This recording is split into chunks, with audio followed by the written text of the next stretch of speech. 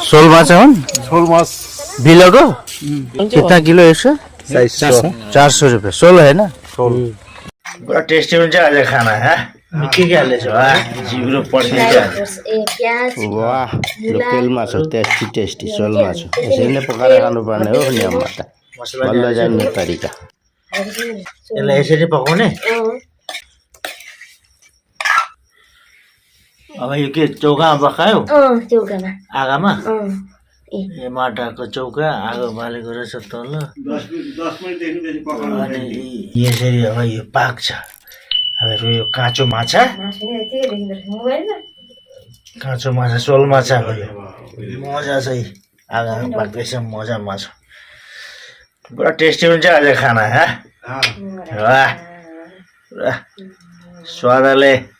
पकाएर स्वादले खाने यसरी खानु पकाएर है त्यहाँ ढाकनसँग लाउनु पर्दैन कतिखेर एकछिन पछाडि अनि मसला हाल्नुपर्छ ल आज यो खाना मैले खाएको थिइनँ आज यो खाना खाएर हेर्नु पर्यो कस्तो टेस्टी हुन्छ आज नयाँ तरिका सिकेँ माछा पकाउने यो चाहिँ जिरा अदुवा लसुन जिरा अनि खोर्सानी छ मसला पिसिँदैछ जिरा खोर्सानी धनियाँ अदुवा लसुन के छ भन त जिरा खोर्सानी लसुन त्यति नै हो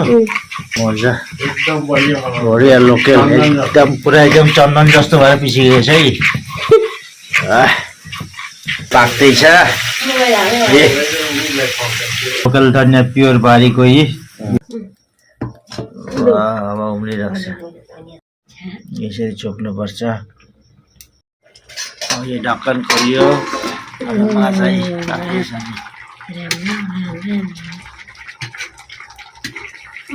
बढिया अब तुरुक्क पानी हाल्ने कि अब उम्लिरहेको छ यो ढक्कन खोलियो अब यो मसला हालियो जिरा लसुन खोर्सानी मजाले पटुकाको पानी मसला हालेर चलाउनु हुँदैन त्यही भएर त खोलिन्छ नि बढिया अब ढक्क छोपिदियो त अब उम्लिरहेको छ यो ढक्कन खोलियो यो चलाउ त अलिकति मसला हालेर अब फाइनल चलाउँदैछ अब निकाल्ने टाइम भयो अब चटक्क धनियाँ हाल्नुपर्छ कि अब यो धनियाँ हालिन्छ मजाले आज काँचो माछाको तरकारी शोल माछो गरेमारी बिलको